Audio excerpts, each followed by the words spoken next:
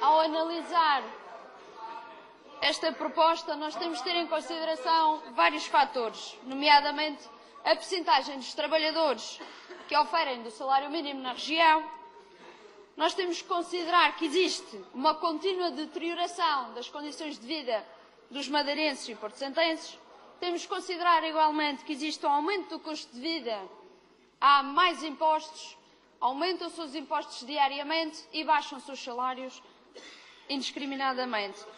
Temos que considerar o rendimento médio dos madeirenses, que é substancialmente inferior aos congêneres nacionais. Nós temos que considerar ainda a percentagem dos trabalhadores não qualificados no mercado laboral da região autónoma da Madeira e o incumprimento do Governo da República em relação ao aumento do salário mínimo nacional. Tudo isto, senhoras e senhores deputados, contribui para o agravamento das dificuldades dos trabalhadores com rendimentos mais baixos. E todos nós sabemos que a principal causa do desemprego são as baixas qualificações dos trabalhadores. Estas baixas qualificações não permitem estabilidade no emprego e, como tal, nós temos que fazer qualquer coisa em relação a isto. Dir-me-ão os senhores deputados do Grupo Parlamentar do PSD que existem fragilidades, que o acréscimo ao salário mínimo poderá aumentar ainda mais as dificuldades, podendo levar a um aumento do desemprego, as dificuldades das empresas, alegando as dificuldades nas empresas em conseguir garantir este aumento salarial, mas é um raciocínio totalmente errado. Tem que haver, obrigatoriamente, senhoras e senhores deputados, tem que haver uma moderação fiscal para se aplicar este acréscimo de 5% ao salário mínimo regional. Esta é uma medida mais do que justa, até porque a região autónoma da Madeira pode aplicar a redução de taxas fiscais para tornar as empresas mais competitivas e gerar mais emprego, que é para isso que nós cá estamos. Nós estamos efetivamente a viver o liberalismo do mercado laboral.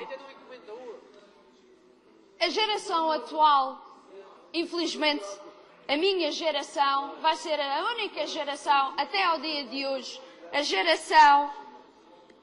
a primeira geração na história que vai viver pior do que a geração anterior, com menos condições do que a geração anterior. Muitos de nós sabemos que os filhos ficam em casa durante mais tempo, saem de casa mais tarde, a emancipação dá-se muito mais tarde e muitos deles, desempregados atualmente, vivem literalmente às custas dos pais. E tudo isto, porquê? Porque o governo de coligação do PSD-CDS foi muito além do que estava previsto no memorando da Troika. E o governo regional não faz rigorosamente nada em relação a isto. O relatório do FMI, ainda ontem o Sr. Secretário dizia que, eventualmente, com o número de pedidos de reformas que já existem a nível regional, não haveria necessidade de despedir professores contratados ou professores que estivessem sem horário de aulas. Não obstante, o FMI diz o contrário. A recomendação do FMI é que se aumentem as taxas moderadoras, que se dispensem 50 mil professores e que se cortem todas as pensões. O objetivo é muito claro, é a redução de funcionários e salários na área da educação, cortes no Estado Social, especialmente para os mais jovens. Nós estamos claramente a hipotecar o futuro da Madeira e o futuro de Portugal. Senhoras e senhores deputados, isto é catastrófico. Nós somos a geração mais bem qualificada de todos os tempos e somos, não obstante, a geração mais precária de todos os tempos em Portugal. E a verdade é, em relação a esta proposta em concreto, que a estabilidade no emprego deixou de existir. O emprego para toda a vida deixou de existir. Agora, o acesso à educação, que era tendencialmente gratuito, o acesso à educação, respeitando o princípio da igualdade de oportunidades, já não é para todos. É só para alguns, senhores deputados. Eu ontem falei nisto e volto a repetir, não há nada como insistir no mesmo. Já dizia o professor Bruto da Costa, as pessoas são pobres, não podem ter acesso à educação são pobres porque não têm acesso à educação e não têm acesso à educação porque são pobres. E continuamos num ciclo vicioso. E não bastasse tudo isto, o governo da coligação PSD-CDS tinha que mexer nas pensões. Infelizmente, tinha que mexer e há de voltar a mexer nas pensões. E o que este governo se esquece, seja a nível regional, que continua sem fazer rigorosamente nada para defender os direitos dos madeirenses, direitos consagrados, por sinal, as pensões.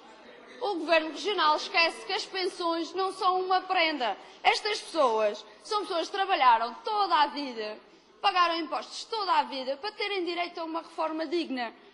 Da mesma forma que esta proposta de acréscimo do salário mínimo de 5% também não é uma prenda. As pessoas trabalham, as pessoas vivem com dificuldades devido à insularidade.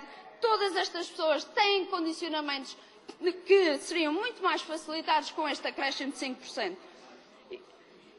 Para concluir, senhoras e senhores deputados, dizer-vos que tornou-se óbvio que a meta deste governo de coligação e do atual governo regional é, pura e simplesmente, destruir o Estado Social no seu tudo e destruir, penhorando o futuro dos jovens, aqueles que porventura serão os que serão obrigados a pagar a dívida que este governo regional criou.